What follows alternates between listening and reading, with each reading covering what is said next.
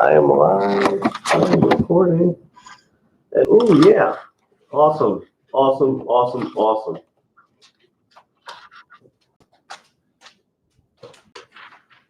Perfect. Okay. There we are. I think that is going to be perfect, perfect, perfect. Okay, so first and foremost, get comfy. Okay, we're going to be here for a little bit. I told you I was going to tell you how you should study, how you should not study, and I also told you that I want this to be interactive.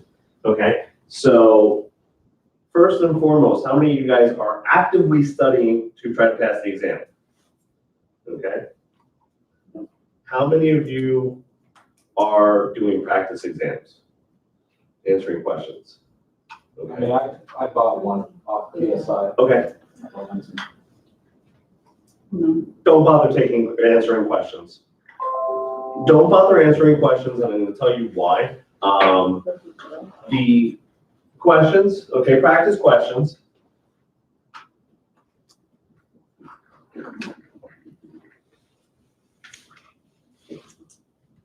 Don't work. Don't work. That is my opinion. There are people who disagree with me. Let me tell you why it doesn't work. Okay, let me explain to you why practice questions, in my opinion, do not work. Practice questions don't work because what happens is this.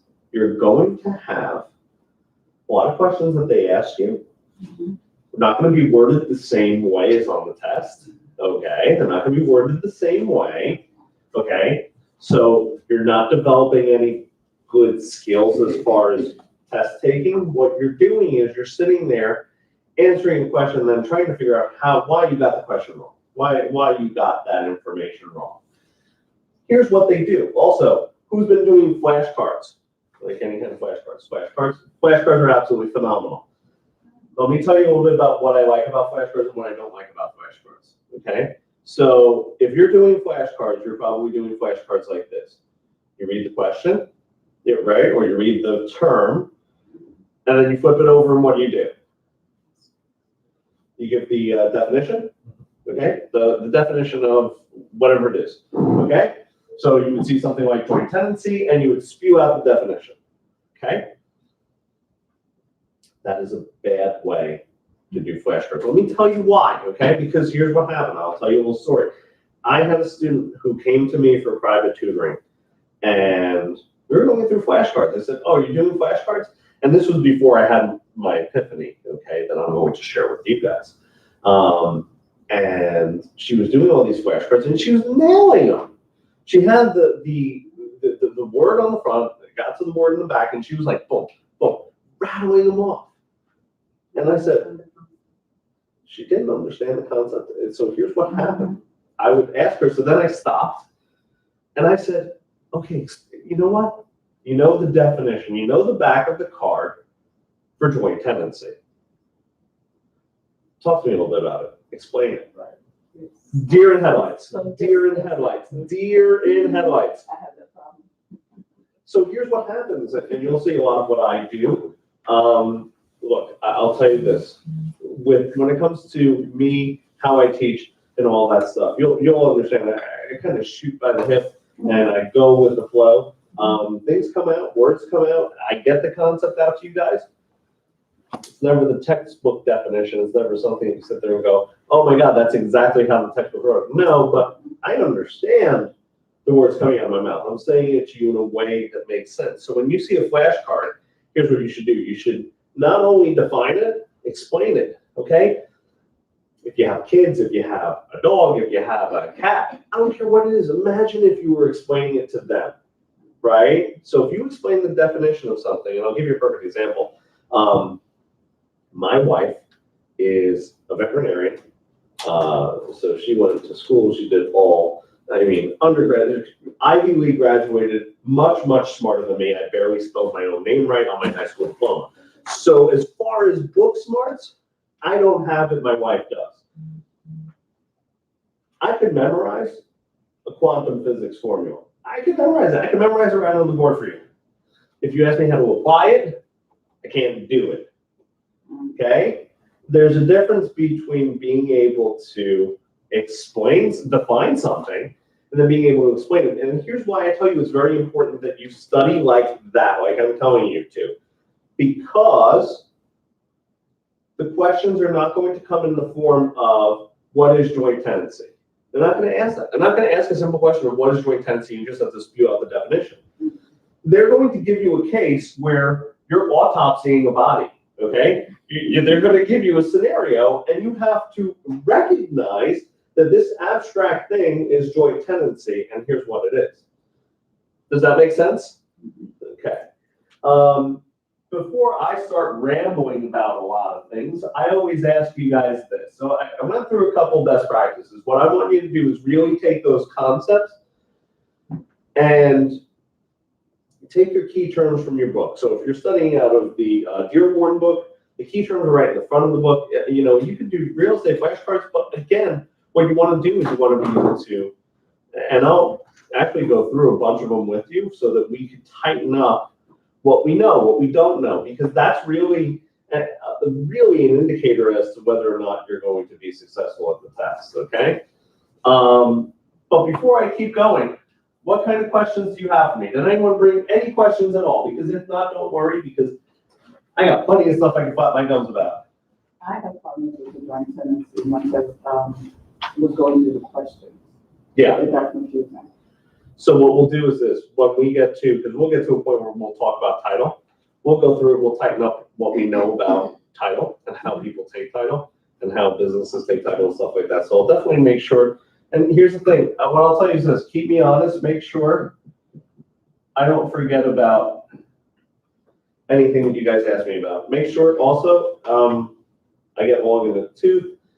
If you do have questions, even if I know, I'm recording live right now, so I'm live streaming on a lot of my platforms, so I'm probably going to go over my computer a little bit and see if anyone live has any questions, because that might help you out too. But are there any other questions or anything that you want to go over?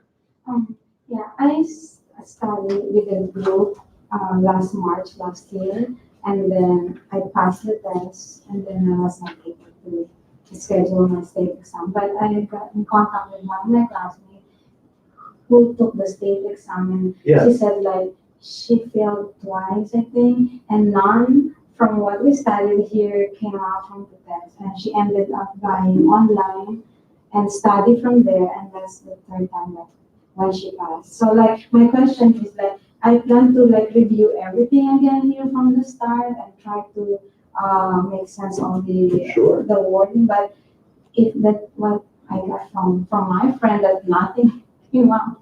So it's a good point to make, and let me kind of reiterate where we are as far as a national and state exam, so that you understand why the book and a lot of the material that we have don't look anything like the test, okay? In 2019, they did a wonderful thing to us.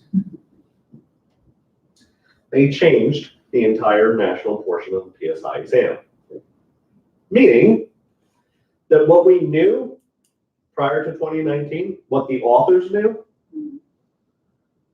was pretty accurate. That sounded more like the test in 2018 than it did in 2019. Now what happens is we only have about a year of exposure to this test. Instructors are not allowed to take the exam. I've never seen it. I don't know what it looks like. I don't know what it's worded like. Authors are not allowed to take the exam. So what happens is this, and this has not been updated since 2018. I think what they're doing is they're trying to wait until they get more feedback, more information to update the book.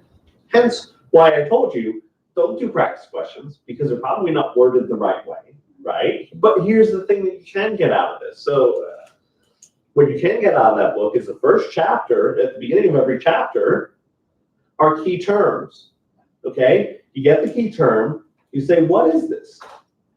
And then when you define it, explain it. Explain it in your own words. No points for free. I want you to be able to get some examples out there. So we're going to be interactive today. So that's a great question. Yeah, that's why I told you. One of my study tips wasn't read the book forward and backwards. No, I think it's useless, okay?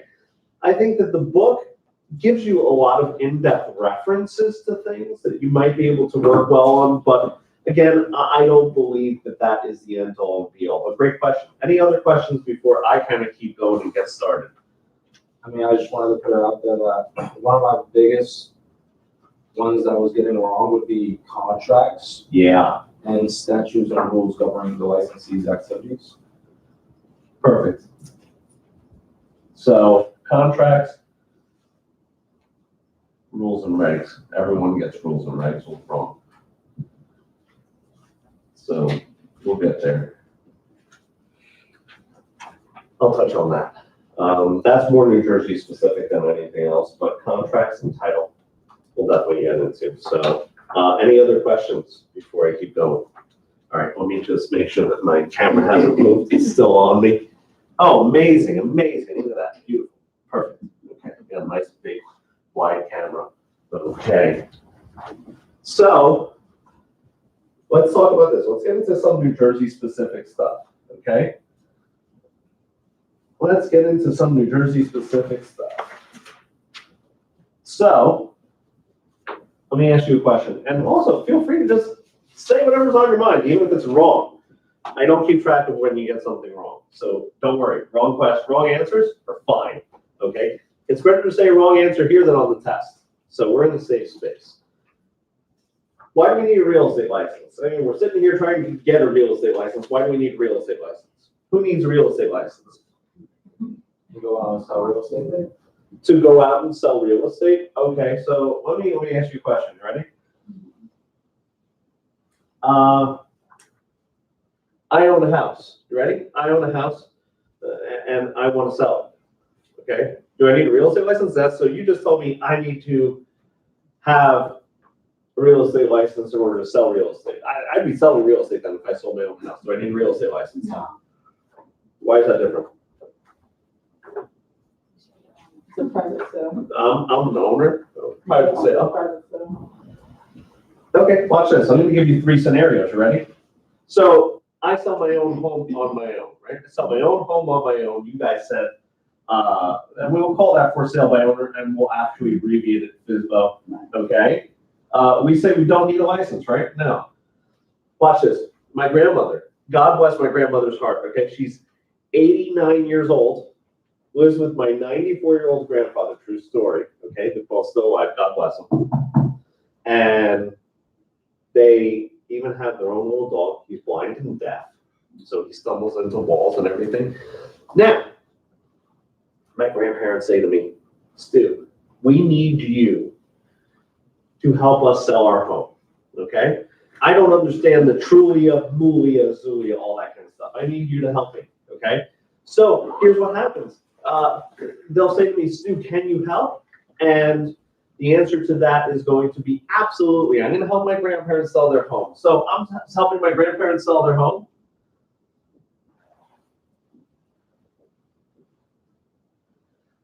Do I need a real estate license? They can't do the for sale by owner on their own. They can't do the Trulia, Zillow. My grandmother has those cool bottle glasses. She can barely put the pot on the stove. Do I need a real estate license to help them put the sign in the ground? You're probably not getting money from them, maybe you can. Okay, so we're saying maybe. Let's call this maybe. You're gonna get money. If I'm not getting money from them, well, you know what? My grandparents don't have money. You don't have grandparents, especially at that age. They give Not you money. like, in the transaction. Like In the if- transaction. So watch this. You ready? I'm going to show you. I'm going to give you a different example. So my grandparents, they don't have a lot of money. They don't have a lot of money saved up. So they have an El Camino. They got an El Camino. I love their El Camino. Okay? I do. Yeah. So an El Camino. You know what you're going to do? You're all going to Google El Camino later on. Okay. El Camino is that's the B's and D's. That's definitely the car of cars. So my grandparents have an old El Camino. Okay. And they say to me, you know what? For helping us sell our home, we're going to give you the El Camino. I'm going to give you the car. Do I need a real estate license? Yes, I do. The answer to that is, so this one I don't. But here's the thing. This is what we need to tighten up. We need to tighten up the question to the answer to my very first question, why do we need a real estate license? We need a real estate license in order to be a party to a real estate transaction where we are receiving Fun. valuable consideration, okay? The El Camino might not be worth a lot.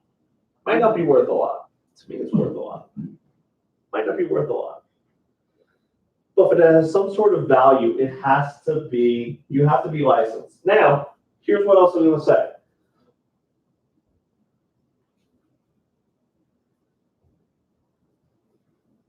Where do all the payments have to go through? What was that? So if I get paid, so watch this, if I get paid, it has to go through my broker. Now watch this. So every single fund that I get a check from, every single time I get money, every single time I get something, it has to go through the broker, okay?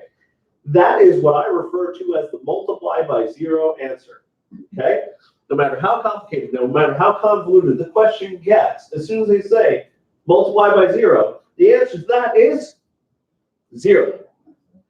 Anytime they ask you a question on the test and the question says, who can pay you? Can you receive this from?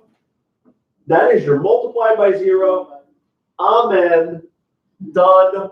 Over.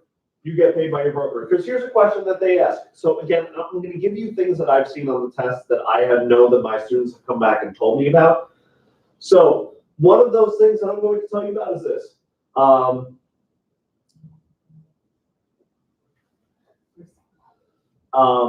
of the things I'm going to tell you about is this. You ready? So they'll say, home is being sold at 2% commission. Okay? There is a $1,000 bonus. Okay, $1,000 bonus if it's sold before Thanksgiving. Before Thanksgiving. Okay, people got to get out. They got to get out before the holidays. Okay?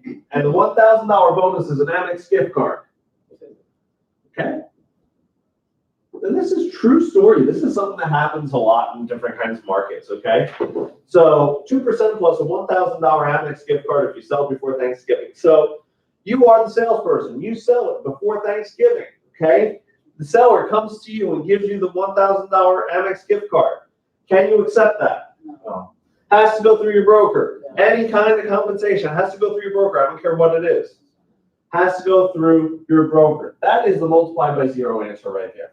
Okay, now let's get a little state specific as far as New Jersey is concerned, because we're talking about licenses, all that kind of stuff. So, who governs and administers the licenses in New Jersey? Okay, who regulates our licenses in New Jersey? So, the New Jersey Department of Banking and Insurance is half right. Our regulatory body is called the New Jersey Real Estate Commission. They will abbreviate it NJDOBI, and they will abbreviate it NJREC, okay? The NJREC is a branch of the New Jersey Real Estate Commission. It's a branch of the New Jersey Department of Banking and Insurance, excuse me. This has, how many members are in the New Jersey Real Estate Commission? 8. 8 members, there are 8 members, sure. Give me the breakdown of the 8 members. Appointed by the president. I forgot. So there's, watch this, ready? So we have one is a governor-elect. Right? One is a governor-elect.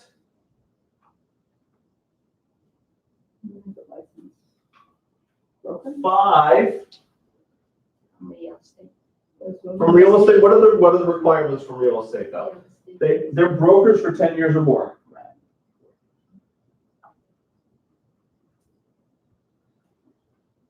And then 2 are from where?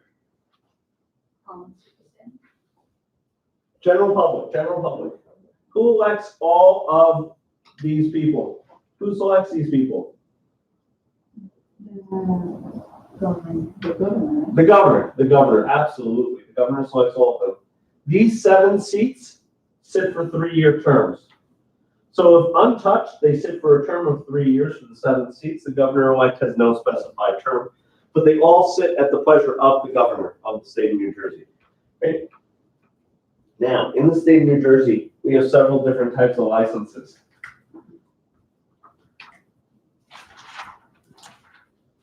Who can tell me the different types of licenses that we have in the state of New Jersey? Commercial. Nope.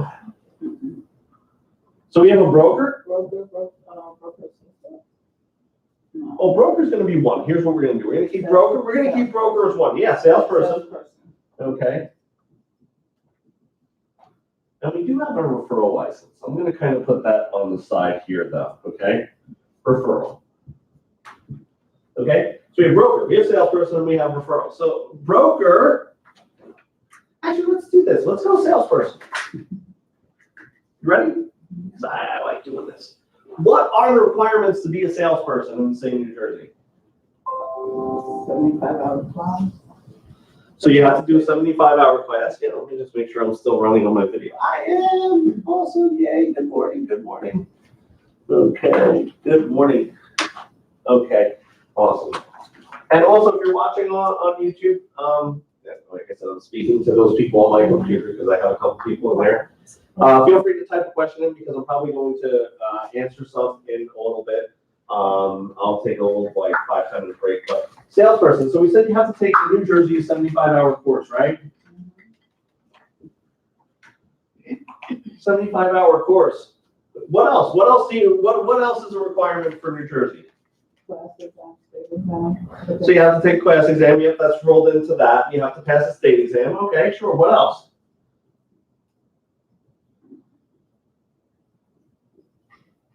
They renew the license every 2 years. Yep. So all the licenses renew biannually on the odd year, right? Yeah. Okay. So that's the same for both of these. Okay. 75-hour course. You have to pass the state exam. How about age? How old do we have to be? 18. Yeah, we have to be 18. Okay. Do we need a high school diploma or GED equivalent? Sure, we do. High school or GED.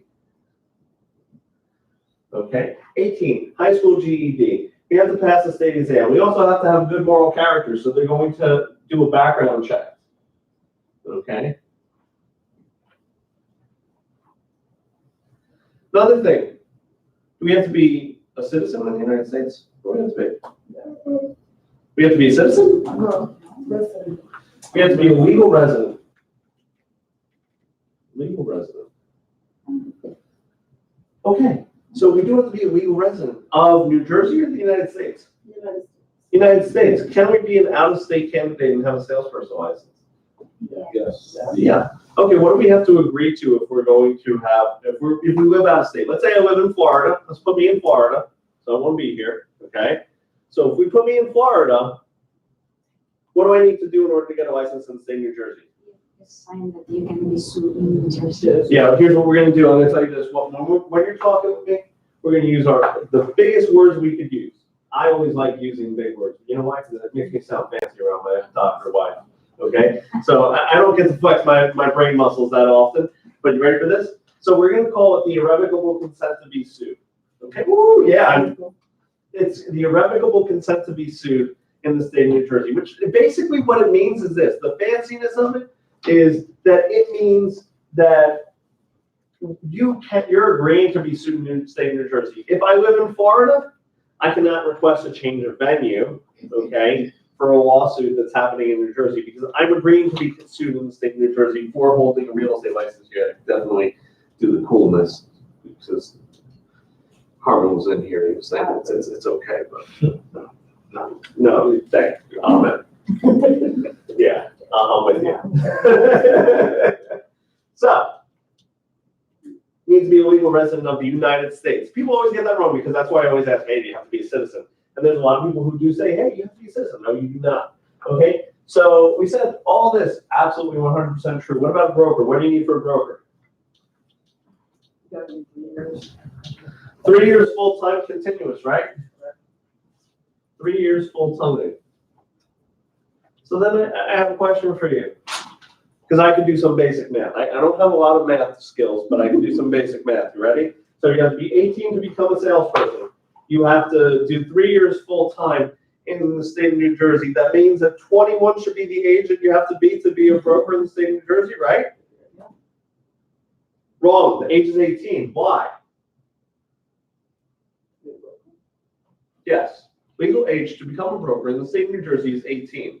But you have to have 3 years experience. Exactly, that's why I'm asking you. So tell me the scenario. There is one scenario in the state of New Jersey where you actually could be 18. Absolutely. If I'm married, let me tell you something. If I'm married, that doesn't get me anywhere but a lot of headaches. No, my wife doesn't watch this. She's actually on the road. She's somewhere else. I love her though. Amen. What was that? Yeah. So watch this. Ready? Not just any veteran. So here's what happens in the state of New Jersey. We will waive the experience of 3 years. Okay, you do not need 3 years if you are a veteran with a war-connected wound or disability. War-connected wound or disability. So here's what happens. You go serve our country, you go over, you fight, okay? You get some sort of disability or you get a war wound, okay? You come back and you go, I know what I want to do. I want to be a real estate broker. You certainly can. You have to do the 75 hours full time. You have to do a 75-hour course for salesperson. What's a course for brokers?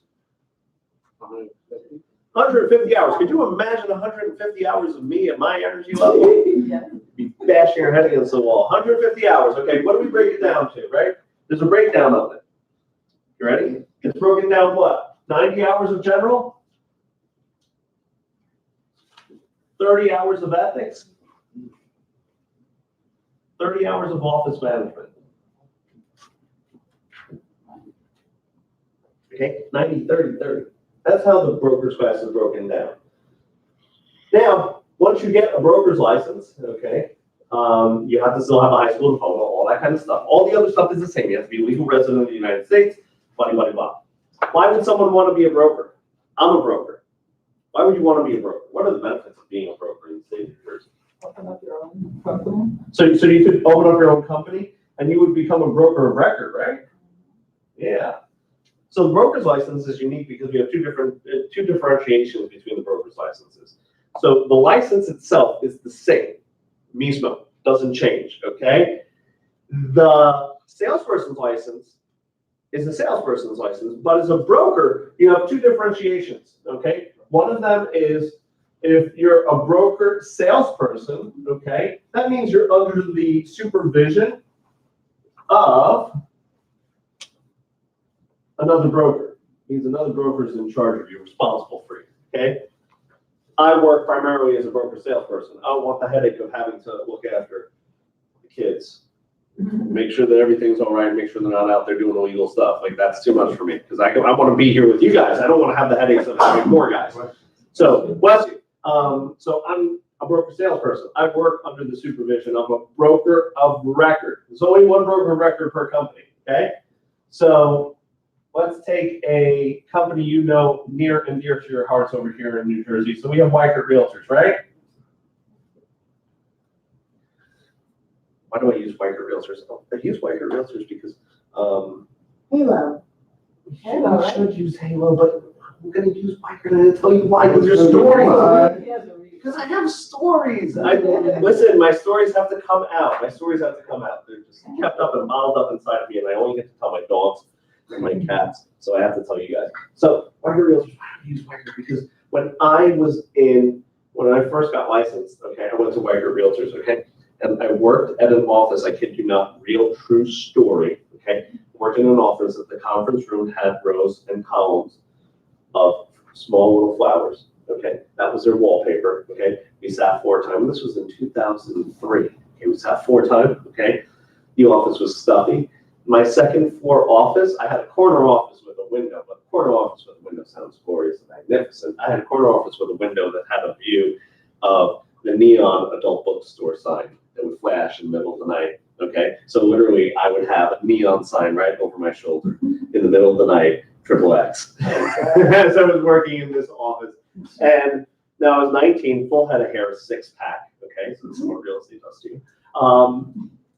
And Jim Weichert was like my idol, okay, to the point that, okay, Jim Weichert, much taller guy than me. I actually have to find it somewhere. I'm gonna post it. I have a picture of me and Jim Weichert, and I asked him to sign it. I have an autographed picture of Jim Weichert. That's how much of a Weichert fan I was at the time until I realized how stuffy it was to work there. So, and here's the thing, Jim Weichert is the broker of record for Weichert Realtors. At every single Weichert office, what must they have on the front door? Broker of record, Jim Weichert, okay? Every single office. So how every real estate company in the state of New Jersey is set up is this. Main office, and then all different kinds of branch offices. At each branch office, what else must we have? Broker salesperson acting as a broker manager? Absolutely. Broker salesperson working as a broker manager, because here's what happens. The Real Estate Commission says that you have to have at every one of your offices someone working 40 hours a week during normal business hours that the general public could come to and approach and say, hey, I have a problem, okay? That's the old school mentality. Now with the internet, things have changed. People don't go to the office as much. Yeah, blah, blah, blah, blah, blah. We can talk about practicality of it. However, as the laws are written, there needs to be a broker manager supervising every single one of the offices, okay, in the state of New Jersey. So as a broker salesperson, you can manage an office. As a broker of record, you can own your own company, okay? Those are some great things. Now, let me ask you another question. So I have a cute little beach house. I live down by the beach. So I drive a while to come up here in the woodlands of 287. I love 287. It's my favorite road in the state of New Jersey. You never know what you're going to get. So,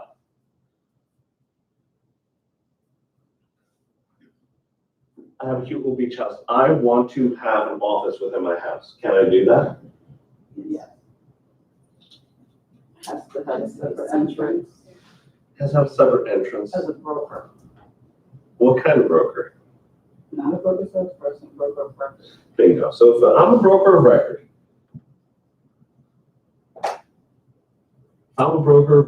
ready? I can have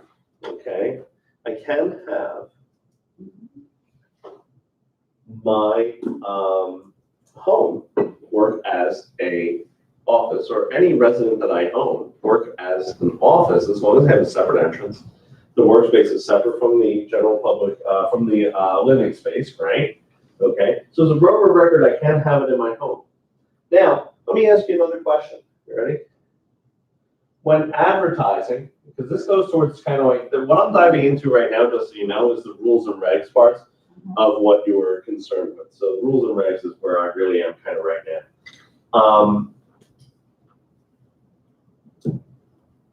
Advertising. Ready?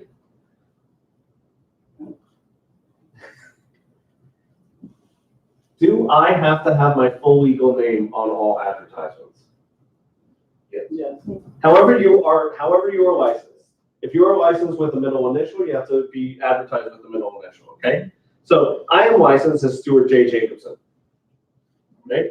I am licensed as Stuart J. Jacobson. Okay?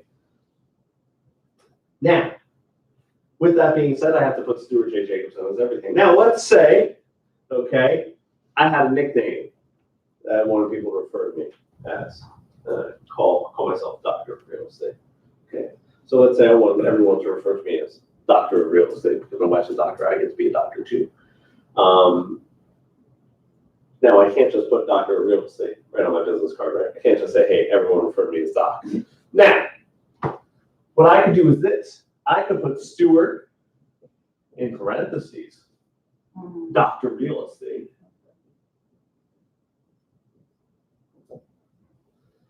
And then J. Jacobson. Now, you could do that. A lot of people do.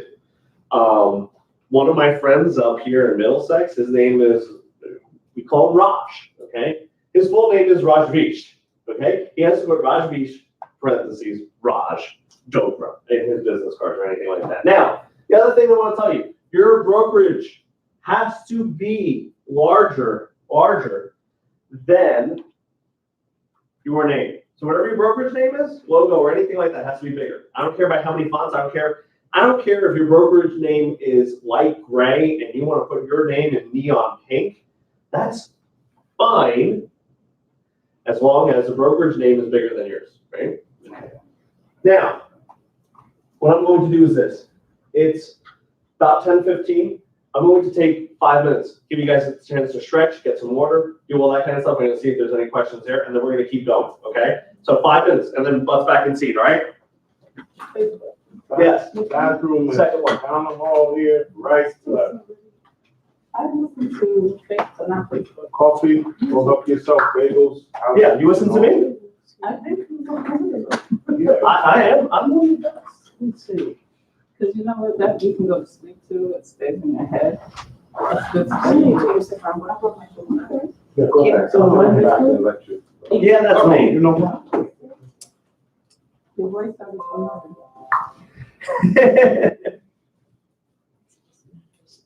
Yeah, I have one of those distinct baritone voices. That's great, so then you know what, I have somebody that's not here today, and that's what he's been doing, he's been going online. Yeah, And then we come awesome. back. And let me just see. I got a good picture with you, too. Absolutely. So what do you guys do?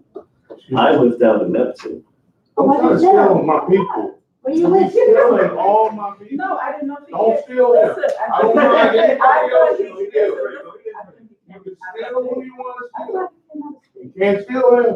That's my guy. I'm not stealing. We may use him for First American, for, Yeah, we will. classes. Yeah, Right? yeah. The CE classes. Oh, yeah, That's what I definitely. need, I was a Definitely. CE provider. We'll do that. We'll do it. We'll set that up. Yeah, we do CE. Write it down, classes, put it in your phone or something, because Listen, we that's- want to do that. and We then, definitely want I wonder if he lives in the same development as me. to. Yeah. Does he have a Yeah, provider's I don't know. license?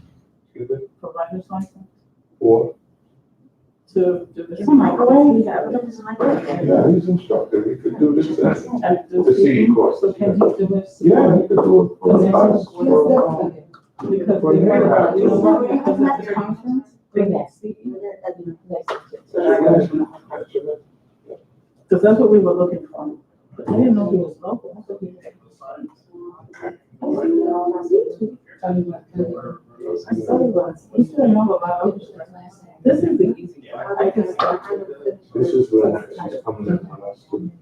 I know her face. I'm- Things recorded. Do they have, no, turn the look. No, that breakdown. The state test. Is there something you don't do? Bagels is up. Bagels, different kinds. Raised. It's French food, they have like scales. I'm still with that. Yeah, I need to. I have one bagel. Yeah. Where I found. So if you'd like to fill in those, right? Oh, who took that? But we were at Atlantic City at the They do convention that? center, but somebody doctored it up because my eyes were looking.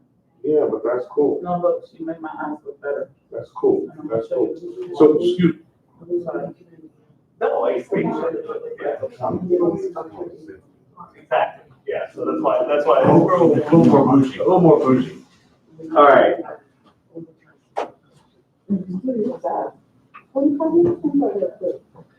Well, you know what, when you're as good looking as me, you know, I told you.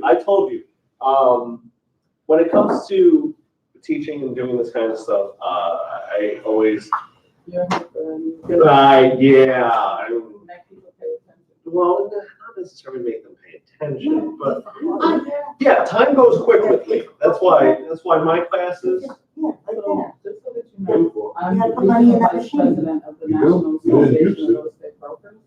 And we need a CE provider. French field and housing. it's kind of- No, I just need this blinking because maybe it needs It's water. on February 8th or 9th. It never had money. Is that too late? if you should be out there, like, I need to get shipped. When we're done. I need to get shipped. If I get shipped. So you're a CE provider, you can enter it with the state? For New Jersey, yes. That's what we want. for New Jersey. So what I do is this, I will tell you the courses that I'm approved for. I know they have a course outline though. If they have a course outline, then what happens is they would have to get me approved as an instructor for that. So that might take some time. So what happens is we might have to do some light work on Monday. Okay. But here's what I'll tell you. What we can do is this. We can talk Monday and we can circle back with the state. Even if we miss it this one. We'll have it for, Listen. August. That's our national. Yeah, We have I'd two love to. conventions. Our midwinter is next week, February 8th to the 13th. I'd love to. I would love to go anywhere. I mean, I have my community on here. I love doing all that stuff. Speaking of my community, I want to see if there's anyone who's asking any questions. Okay. I don't want to ignore them. Let me see. Test Act about the Pineland Act of 1979. This chair is higher. You can switch. Yeah, I'm gonna go over those two. Those are good ones. Let's do them a letter. I do. You also able to raise them hard money? I think there's a Ooh, dot or something. ooh, yeah, we'll definitely talk. We'll definitely talk. I'm gonna be back in 1 minute. We're gonna get started. All right. That's why I want both of them. Yeah, no, we're gonna talk. We're gonna exchange information because, as you can see, I like talking. I like doing this stuff. I'm going to ask if I could borrow this book. I know that she's not here right now, but I'm going to ask to steal this. Really?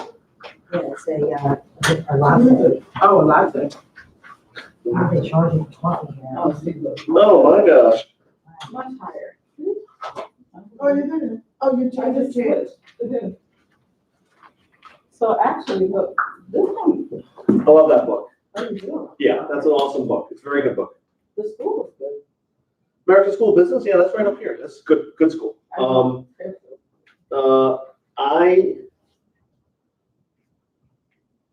There's very few schools I have problems with.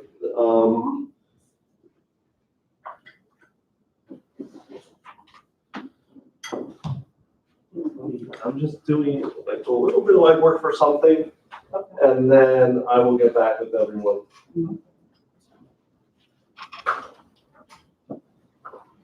So what's your company name? I mean, what's your, Facebook? If you go to helpmepasmyexam.com on any website, you'll be able to actually go to my Facebook group. All that stuff is linked on the cover page.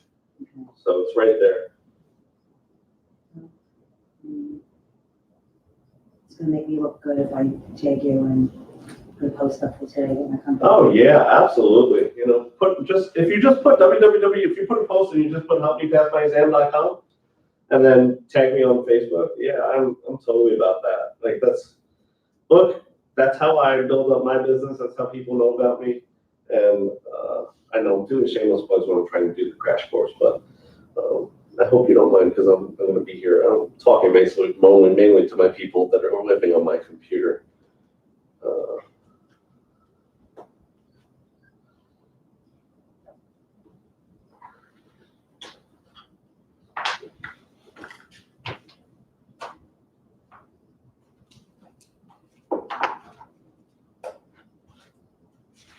This is the weirdest thing.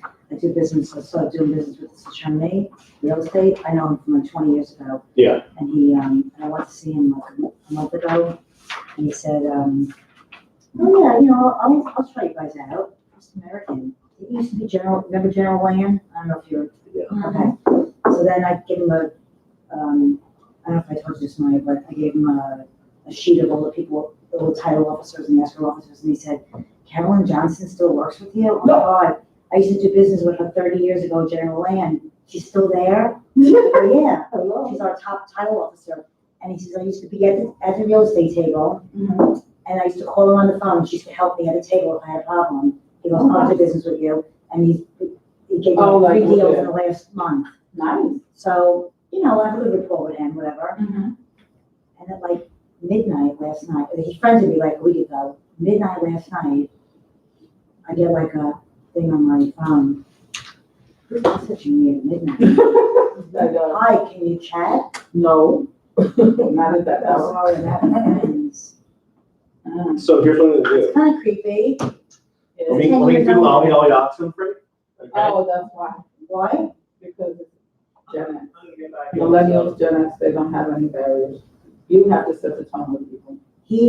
That's all. And then I check out his, like, he has no, like, all it says is like, he's 10 years younger than me, he has no, I don't think he has any kids, and Yeah, he's up. he's It's like, Friday night. he's not sure, he probably has money. Yeah, he's I'm a single mom, 2 kids in college.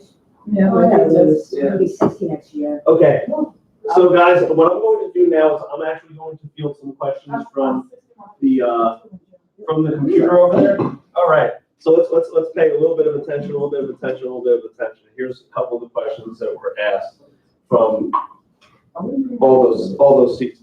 Yeah, don't you worry about it though, because I got my recorder over there. It's a nice big one, and we're gonna be on my side. So you ready?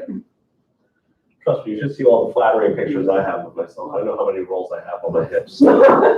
What? So you ready for this? The Pinelands Act, 1979. This is a New Jersey specific guy. Yeah. Okay, this is a New Jersey specific guy, and here's what I'm going to do for all those people who are not back yet. I'm going to see at what time. So about 46-minute mark, okay, is when I started flapping my gums again. So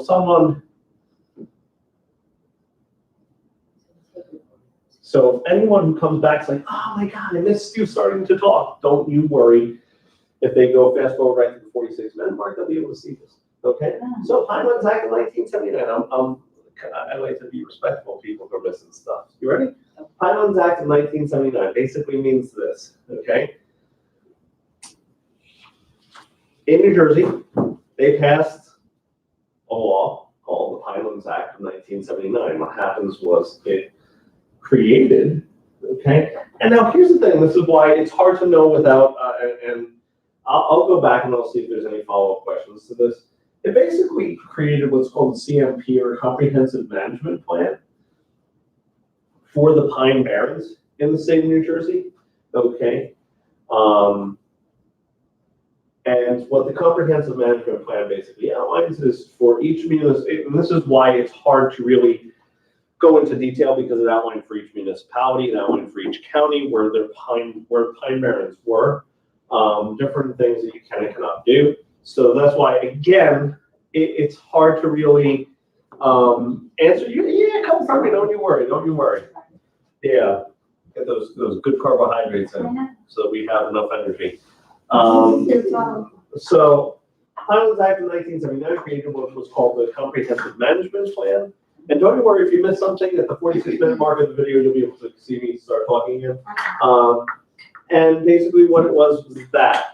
It's hard to know, and I'm talking mainly to the person who asked online, it's hard to know how to really answer the question without seeing that question live and seeing what the answers were. But basically, even your books are going to go over the Pinelands Act of 79 in a broad stroke of the pen, because the minutia of it is more in-depth and nuanced than you really should need to know for your exam. However, all you really should have to know is that the Pinelands Act has to do with the Pine Barrens. Any counties or municipalities that are affected by it have what's called the Comprehensive Management Plan, or they will abbreviate CMP. And basically, the town has to abide by that Comprehensive Management Plan.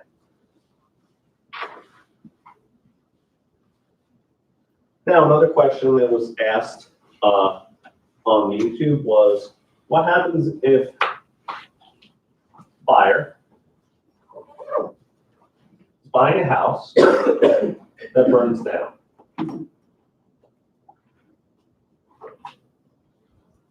Now, without looking at the answers, and again, I have a lot of people that ask me questions that they see on the test, and they're like, hey, I saw this on my test. And sometimes it's hard for me to answer some of the questions because I don't know what the answers are that you're getting. And that's why I tell you guys, I'm like, hey, know what you know so that you can answer the questions yourself as best as possible, okay? Now, when it comes down to a house burning down, here's the thing. Insurance should come into play on that, okay? So the broker isn't responsible for anything. The buyer isn't responsible to move forward with it, okay? So all of this, they're not responsible for any of this. And it's a situation that honestly, I would have to see the question to really get more in depth as far as the answer is concerned. But the broker has no responsibility, the buyer has no responsibility, the seller can, go through insurance. It's really more a case of, I would say if there's an answer on the test that said speak to or discuss this with an attorney, I would do that, but the buyer is under no obligation. And the seller is insured, so they should be covered through homeowners insurance, okay? Can we just go ahead and do death on the contract while you're there? Death on the contract? So death on the contract, define death on the contract. Somebody's buying the property, they die in the middle of the contract, you're the seller for what happens to the contract, So the question is the purchase binding on their heirs? Okay, the answer is no, right? It's not binding on their heirs, because what happens is the person purchasing it was usually the one that the credit was based on, here's the thing, if you dissect that scenario, you're like, okay, buyer dies, okay? You realize you're like, oh, there's no one to base the pre-approval on, okay? It really is death. Death is one of those that breaks a lot of contracts. But you know what we're going to do? Here's what I'm going to do for the rest of the time that I have with you guys. You ready? Okay. I want to jump to discrimination. I want to jump to title. I want to jump to contract. So this is going to be a more in-depth look at discrimination, title, and contracts. That's really where I want to kind of wrap up everything, okay? First and foremost, do we have any questions since we started talking? Yes, no, maybe so? No? Do you believe you've been with me for almost an hour already? Doesn't feel like it, right? No, right? Yeah, exactly. I know. No ownership, discrimination, title. You said, you did say title, discrimination, title. Absolutely. We're gonna dance around this. So let's talk about discrimination. Civil Rights Act of 1866. What the heck is this? Civil Rights Act of 1866. What's that? What is that? This is one of our federal laws against discrimination, right? One of our federal laws against discrimination. Civil Rights Act of 1866 basically says that you cannot discriminate against anyone based on race, color, or creed. Okay? Race, color, creed. Mm-hmm. Are there any exceptions to that rule? No. You cannot discriminate based on race, color, creed. No exceptions.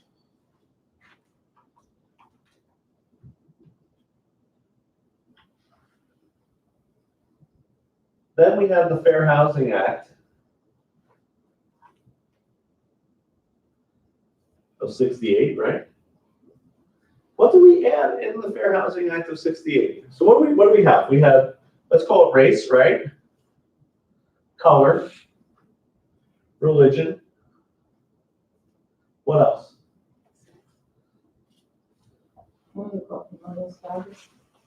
Yeah, so we'll add those in a little bit. So we have race, color, religion, okay, national origin. Here's why I haven't added sex in yet, why I haven't added gender and all that stuff. Because we had two amendments to this. 74, we added gender, right? 88, we added marital. Mental and physical disability. Mental and physical disabilities. Let me help you out with some things that I've seen on the test. Ready?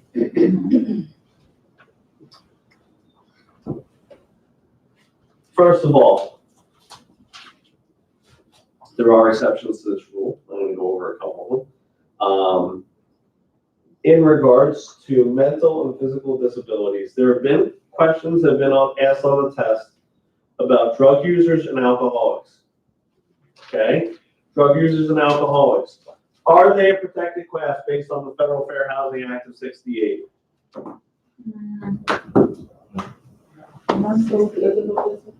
I don't know if it's characterized that way. So here's what I'm gonna tell you. You ready? You ready? I'm a very, very smart guy. I don't know if you know that about me, but I know a lot about real estate. This question was posed to me, and I paused for a moment because here's at first what I said. I said, drug addiction, potentially alcoholic now, and then I started flip-flopping, and I was like, then what happened was I went to someone much smarter than me, okay? And I said to them, I said, what do you think?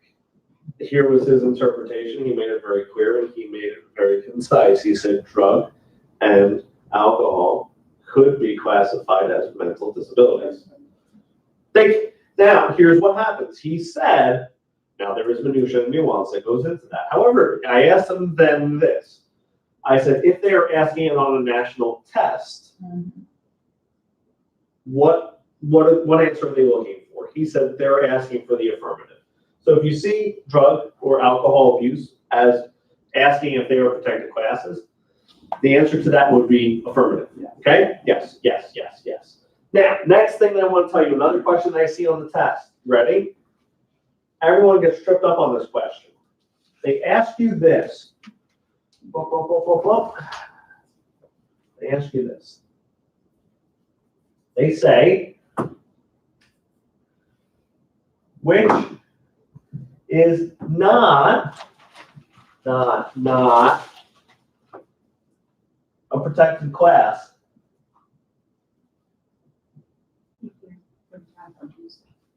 based on the Fair Housing Act, okay? Based on the Federal Fair Housing Act. There are two key words in here. Not, look for those. Not, and based on the Federal Fair Housing Act, okay? They would say this: Jews, Muslim, Arab,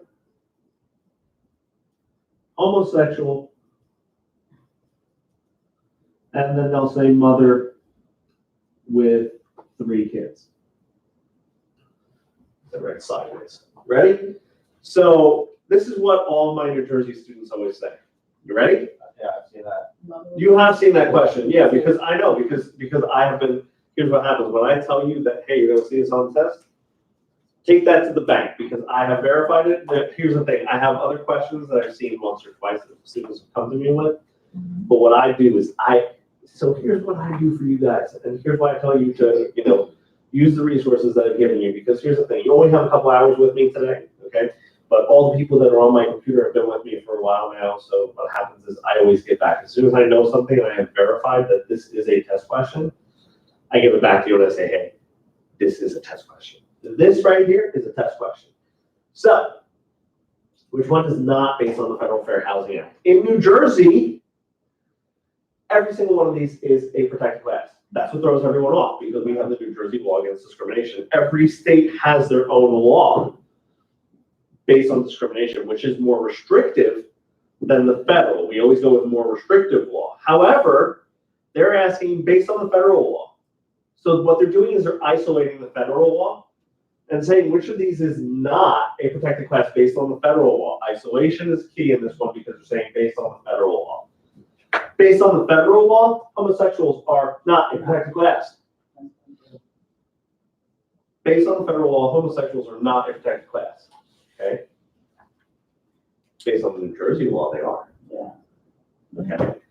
So, that was a gimme. That was a gimme. Okay? Look for those keywords. Another thing that I want you to do, if you are taking the exam, you have taken it multiple times, you have not passed yet, okay? Here's what I tell you.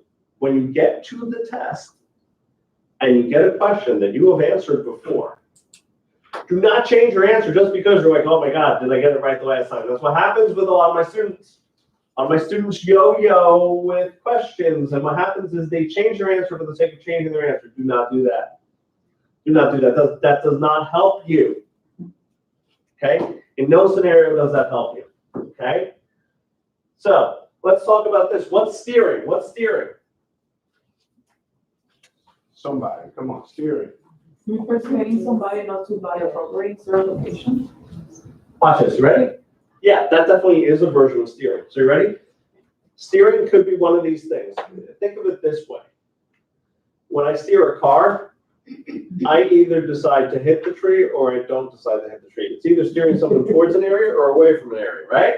Okay? So what happens is it's not just one of them, it's both of them, right? It's both of them kind of tied in together. So what it is it's steering someone away or steering someone towards, okay? Steering can look very different. Discrimination can look very different in different parts of the country, okay? So a lot of times I always tell people, I'm like, hey, be cognizant of what you do in practice because what you want to do is you want to be consistent, okay? If you are in a predominantly white area, you know, you do not want to change your business practices for any other race, okay? Whether it be Hispanic, African American, anything like that. You want to make sure that your business practices are consistent. So I have a business practice right now, checking everyone for their identification. I do that no matter who you are. Unless I know you, unless you are my friend, unless we have shared beers together, okay?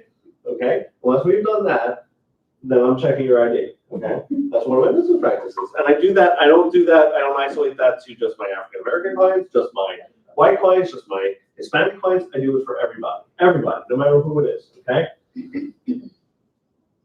What is blockbusting? What is blockbusting? Getting people to sell their home because of A protected class moving in. Mhm. yeah. What's it also called? It's also called something else.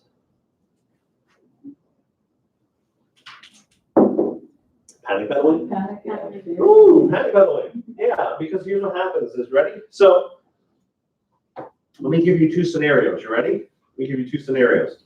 Actually, I'm going to give you three scenarios because I like stories. I go and I knock on someone's door.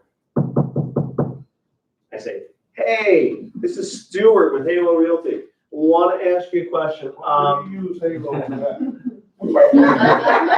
Because I just want to be wholesome. I want to share the love. I gave some Likert love. I want to give some Halo love. You ready? First thing he said, well, you use Halo for that. All right.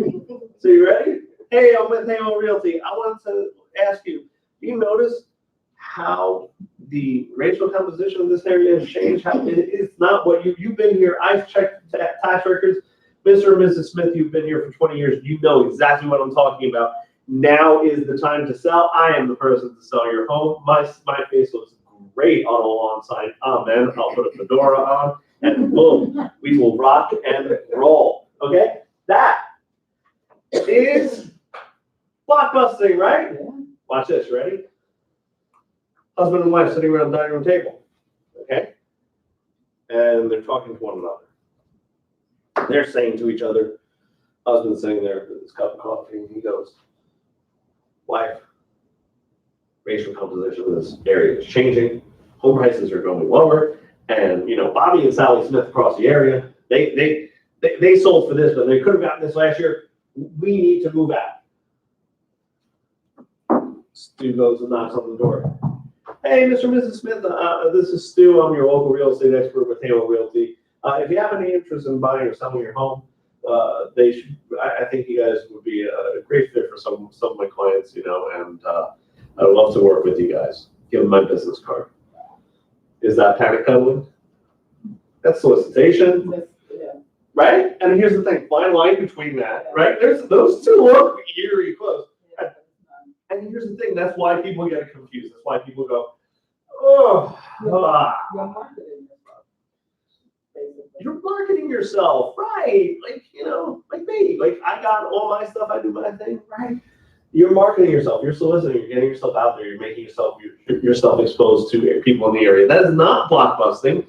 And if they have a predisposition to something because of a protected class moving into the area or the racial composition changing, that's different. Having a predisposition, let me ask you this. This is another one that I love. I love this scenario. I told you I'd give you 3 examples, right? Ready? Here's the next one. I personally think this is absolutely phenomenal, Okay, I will tell you, put my seal of approval on this one. Landfill is being built down the road. Okay, landfill is being built down the road. I go to a seller, I go, hey, I don't know if you know this, they're building a landfill down the road. You need to sell yesterday. I'm gonna sell your home for you. Amen. Let's sign on the line that is dotted. Is that blockbusting? Yes. I mean, you're warning them Of what? of landfill, but that's not really affecting them. Hold up. Let's hold our coffee for a second. First of all, there's some contextual clues that I need to give you. First of all, I said to you, I give my seal of approval for this. So guess what? I'm not going to record myself on YouTube saying, watch this way of blockbusting. I'm going to show you the right way to do it. No. The first and foremost, blockbusting is panic peddling based on a protected class moving in or moving out. That's environmental. You know, let's use our fancy words for that. That's external obsolescence. Okay, external obsolescence. Okay. Then building a landfill in protected class. Yeah. Okay, gotcha. See, those are the scenarios you got to. And here's the thing. Here's what you have to do. When you're looking at a question, you need to dissect it. You need to ask yourself, hey, this is protected class. Based on what I know in my head, is this? So Okay. that's allowed for you to Yeah. say because that is an information Yeah. available for public. Yeah, okay, you know, there's a lot of areas in our country where it develops. I'll give you a perfect example, okay? I grew up in a small town in the middle of New Jersey called Freehold Township. I moved there in 1992. Do you know what we had in 1992 in Freehold Township? We had moo cows. Oh, We had moo cows and horses, okay? Now, do you know what we have? We have Tommy's Tavern, Route 9, and more. yeah, we have it all, okay? Do you know how many moo cows we have now? We do not have a lot of moo cows. No, not a lot of them. So, Not many horsepower either. and here's the thing, do you know how many farms actually were built out? Actually, you know what, I'm gonna tell you a crazy one. My parents live in the largest townhome community in Freehold Township. They bought in 1992. It's called Strickland Farms, okay? Ah. It was Mr. Strickland's farm, I know. okay? Right. And it was big and massive, and now there are about 600 townhomes on his farm. Do you think, here's how the conversation probably went. Now I'm only saying this because I wasn't in the room, but I'll tell you how it probably went. Someone probably not going,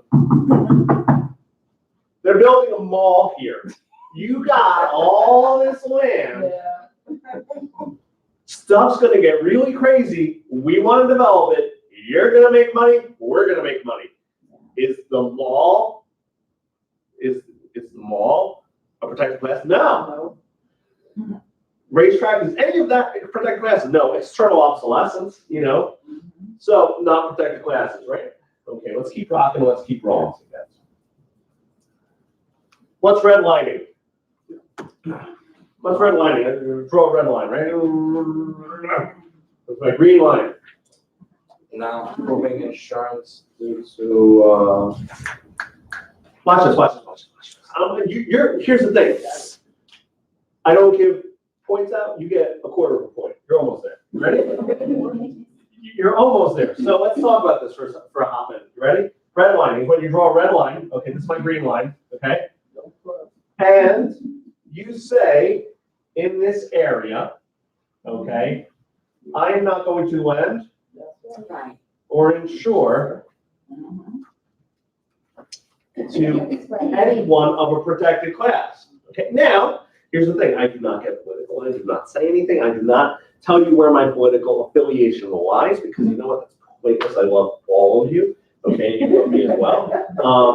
What I will tell you is this, I give you kind of like a little historical context so that you understand, because what happens is you will see redlining come up in conversations, especially with our presidential race coming up in 2020. I don't know if you knew this, but we're gonna, have an election in 2020. But that's what their housing it was one of the things, because what happened was redlining, okay? Not lending or insuring to members of protected classes in certain areas. The argument is that the practice of redlining led to the creation of ghettos and what we have nowadays with some sort of social segregation in regards to certain geographic areas. I'm not saying that that's 100% a fact, but that's what people say led up to that. That was one of the factors, okay, in that. So when you see redlining and you hear about that, that's lending and insuring and saying, hey, in this area, I'm not going to lend to Asian Americans, okay? I'm not going to insure to Asian Americans in this area, okay? Okay, let's talk about ownership of real estate. Do you have any questions while I'm erasing, while I'm kind of catching up? No? Keep going, keep rocking, keep going. Okay. We'll sit. There we go. Ownership of real estate.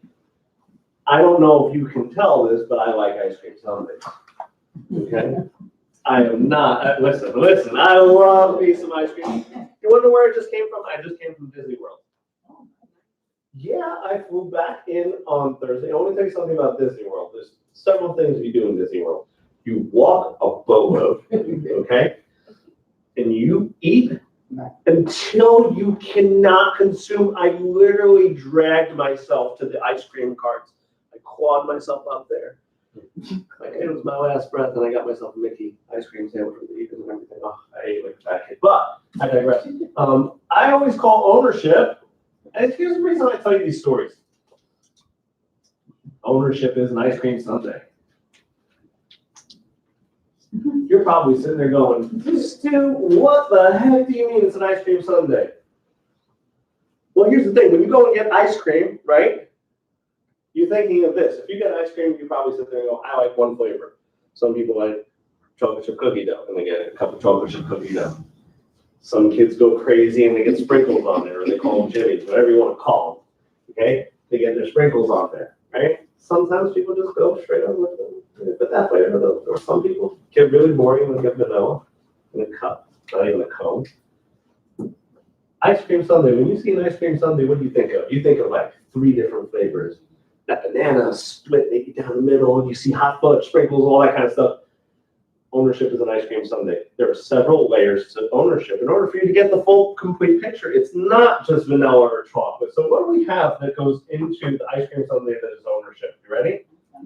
We have our estate in land.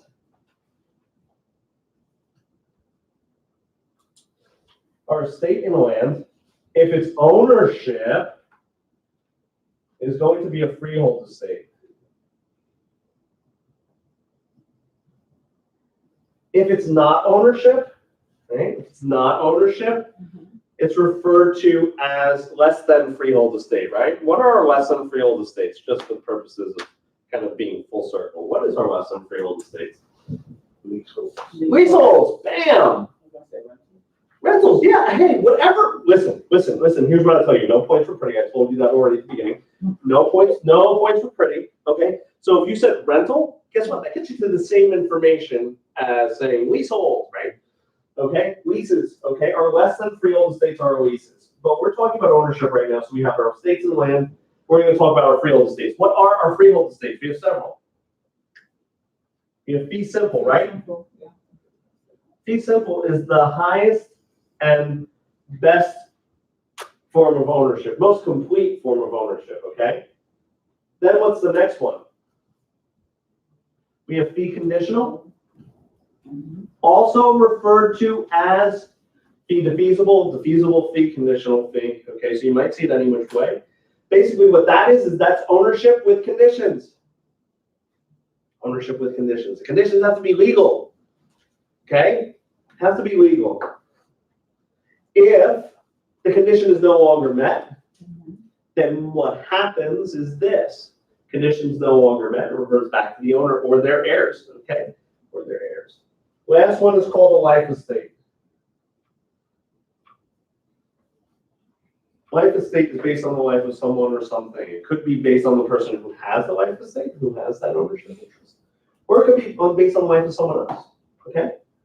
So, it could be either of those. those things, all right? So you have fee simple, fee conditional, life estate, okay? So that's one scoop of our ice cream sundae. But I told you, I'm a packet, we need to stop there, right? Title. What the heck is title? What is title?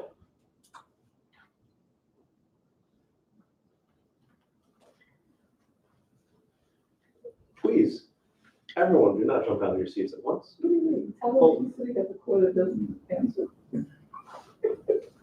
Title is proof of ownership, right? Ah, you're just waiting for me to answer because you know I'll answer. You ready? Title is proof of ownership, right? Title is proof of ownership. Title is proof of ownership. There are several ways that we can take title to a property. You ready? Severalty. Severalty. Now, people always ask me, they say, severalty, they think multiple, like they think several, they think multiple people. No. It's severed interest. Severed means just one, uno. Okay? So this is for an individual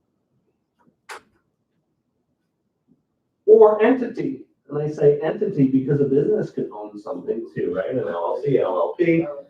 Yeah, they could all own different, they could own title, they could take title to a property, right? It happens all the time, you know? Next one is tenants in common.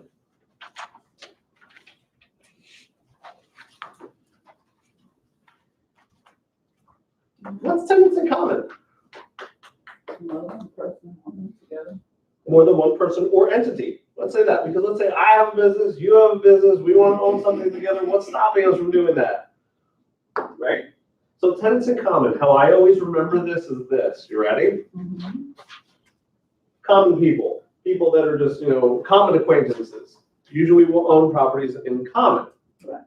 Not all the time, but they will own things in common, you know, because maybe they're business partners, maybe they're just, you know, like we're just meeting on the street and we're like, hey, I see you have money, you're carrying, you know, 3 bags of money around, I'm carrying 4 bags of money around, let's go buy something, okay? So tenants in common is more than one individual or entity, okay? And it allows for unequal shares. That's one of the big ones, it allows for unequal shares, okay? It allows for unequal shares. Next one is joint tenancies. Joint tenancy. You know how I remember this one? I'm gonna tell you a little story about my friend. Okay. My friend, I won't name him, but he's one of my best buddies. And my wife hates him because he's 37 years old. He lives with his dog and his 21-year-old girlfriend.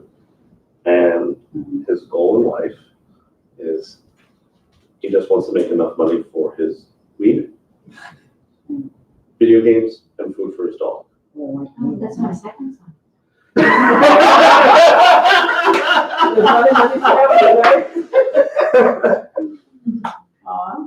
And so what happens is he will call me up at 2 o'clock on a Tuesday and say, Stu, what are you doing? And good person that I am should be saying, I'm working. That's what my wife wants me to say, but I'll be like, nothing, what are you doing? He's like, smoking weed and I'm playing video games, you want to come over?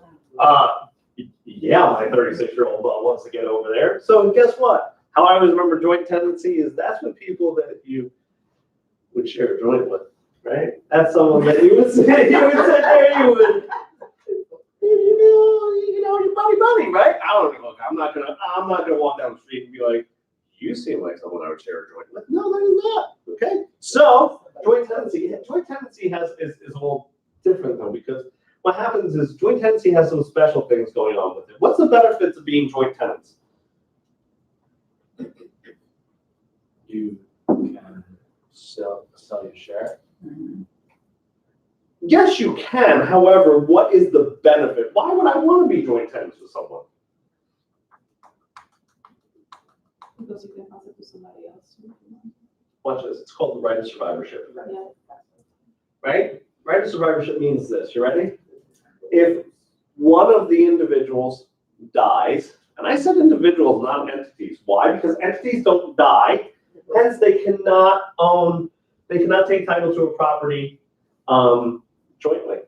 Okay? So, Goes to the heirs. no, you can't devise it. We're gonna use our big words. So when you will real property, that's devise, to devise, right? So you can't devise it because your interest automatically dissolves into the remainder of the owners. So if there's 3, it will automatically dissolve into 2. So that means that everyone must have equal shares. Now, to create joint tenancy, you have to have what's referred to as the 4 unities. Remember what those are? T-tip. Time, title, interest, and possession. What is it? T-tip. It's like a Q-tip, but iced tea's Q-tip. It's T-tip. Listen, my corny jokes will get you somewhere, okay? My corny jokes will get you somewhere. So time, title, interest, and possession. You need to have the unity of time, title, interest, and possession, meaning that you must take ownership at the same time. You must be on the same title. You must have equal shares of interest, and you must possess the property at the same time. Then you can have rights of survivorship. The next way that you take title to a property, T-tip. Because remember, it's Q-tips. It's iced tea's Q-tip. T-tip. Time, title, interest, and possession. And those are the unities. So you must have the unity of Now, the last one is tenancy by the entirety. Tenancy by the entirety. What's the benefit of tenancy by the entirety? For, yeah, married couple, Well, what's the benefit? Well, why do I want to take title as tenancy by the entirety? if one dies, it passes to either the wife or the husband. So what you're saying to me is that the benefit is the same as joint tenancy, right? Yes. The answer to that is yes. It's a confident, resounding yes. They have the same benefit, right, of survivorship. Okay? Now, you need to have the 4 unities plus 1. The 4 unities plus 1, which I refer to as the unity of persons, which is you have to be married at the time you take title. Okay? So you still have to have the 4 unities, you just have to also have the unity of persons, meaning that you're married at the time you take title, right? Okay. Last one is deed. Okay? What is deed? What is deed? I hope you don't want to steal one of those. So what is deed?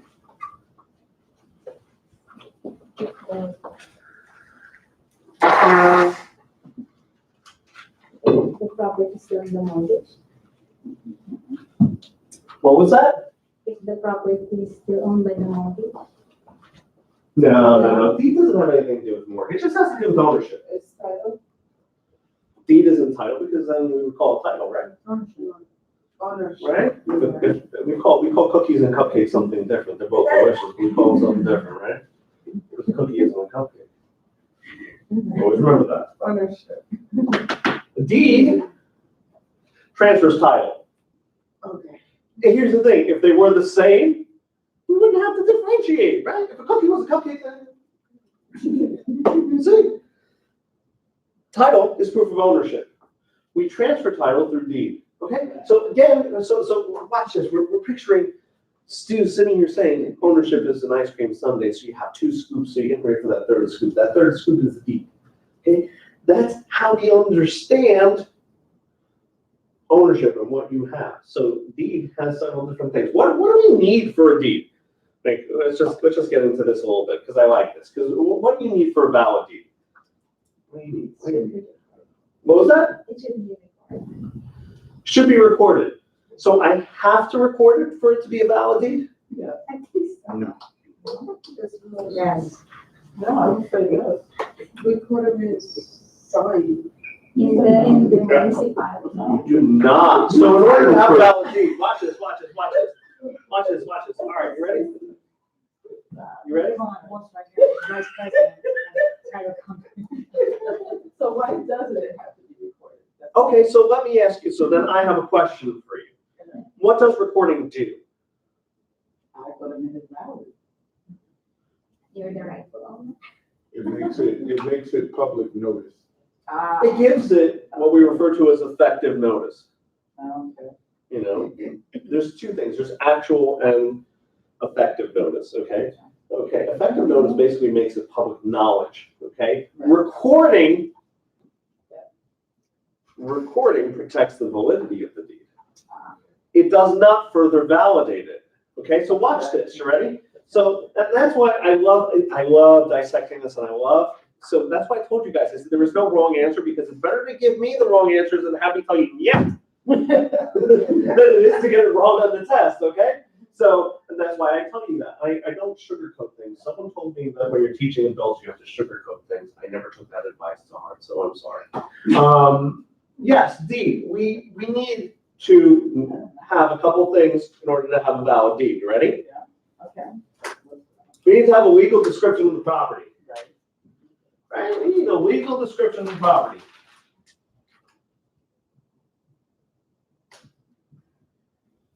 A legal description of the property.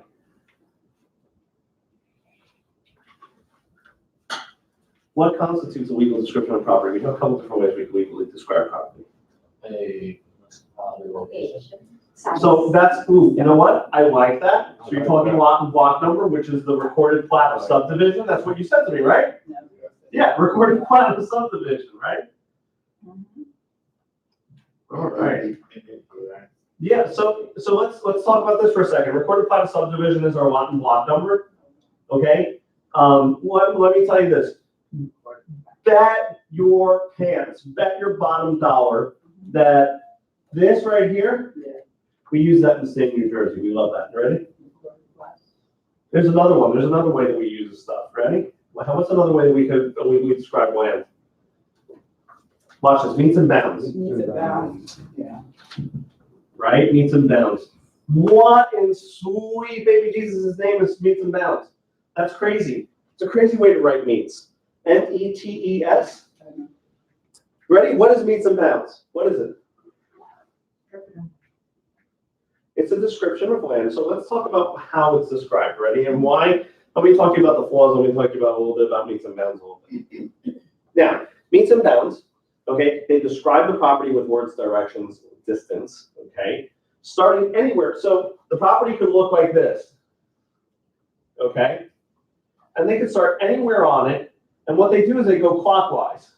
Okay, describing the property, ending in what they refer to as the point of beginning. So you start anywhere. Okay, you end at the point of beginning. Okay, and basically what happens is it just wraps around the property. It describes the property using land markers. Those markers are referred to as monuments. Okay. Now, what we usually use right now is man-made monuments called rebar. So if you see like a metal stamp or something in a tree or something like that, that's usually your marker that they would refer to as rebar. Okay. But what happens is it goes around and it completes it. Does anyone read Norse mythology at all? No, I'm going to tell you something. So what happens is if you ever want to read Norse mythology, you want to like zone out for a little bit and be a total nerd. You ready? There is a serpent called Jormungandr. Okay, you all are going to have your eyes glazed over in a second. Ready? Jormungandr wraps around Midgard. Midgard is actually what they refer to as Earth in Norse mythology. And what Jormungandr does is he's a serpent that bites its own tail, wraps around the whole Earth and bites its own tail. So it's actually that big. I always remember meets and bounds because I think Jormungandr. Okay. Now you probably will never be able to pronounce that ever again. Don't worry, you don't need to. But that's what I think of. Now, again, they use man-made monuments called rebar because here's why they use rebar. They used to say, go 30 feet to the old oak tree. You can see the problems with that 100 years later. You go 100 feet and you go, all right, where's the oak tree? So now we use rebar, we use man-made monuments, right? Okay? And that's the meets and bounds description. So do we use the meets and bounds description in the state of New Jersey? Sure, yeah, absolutely we do. Okay? So on a deed, you'll probably see recorded plat of subdivision, which refers to a lot and block number on a recorded township municipal map. Meets and bounds is going to be your clockwise, point of beginning and the point of beginning, your movement, okay? Third one is the government survey system. Or what they refer to as a rectangular survey. When we expanded out west, because what happened was this, when we came over and we colonized the United States, okay, we had 13 colonies. We kind of landed on the eastern seaboard, right? We landed on the eastern seaboard, and then what happened was we expanded out west.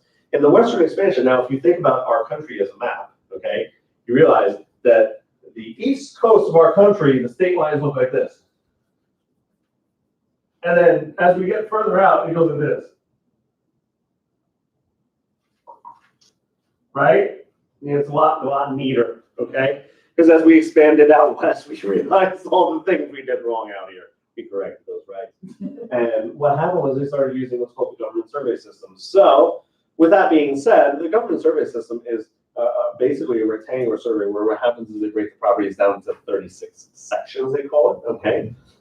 And what happens is it looks like a rectangle. It's not used in any of the 13 colonies, okay? Because again, we kind of did that when we cut up the states. So no state on the East Coast looks like a rectangle, but then if you go out west, you can fit a lot of rectangles in that stuff, right? Makes sense. So that's a legal description of land. So we need a legal description. What else do we need? For a deed. Oh, I know what we need. We need consideration, right? Consideration. Consideration. What could consideration be?